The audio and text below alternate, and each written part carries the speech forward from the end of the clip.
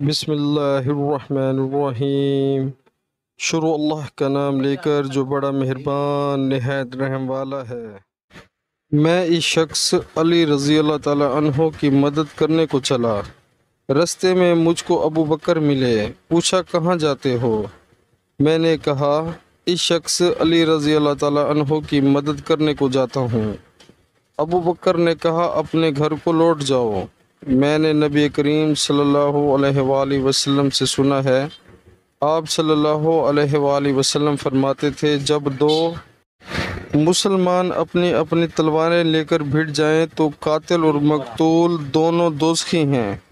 میں نے عرض کیا یا رسول اللہ، قاتل تو خیر ضرور دوزخی ہونا چاہیے، مقتول کیوں؟ فرمایا وہ بھی اپنے ساتھی کو مار ڈالنے کی حرض رکھتا تھا، موقع پاتا تو وہ اسے ضرور قتل کر دیتا، دل کے عزم صمیم پر وہ دوزخی ہوا۔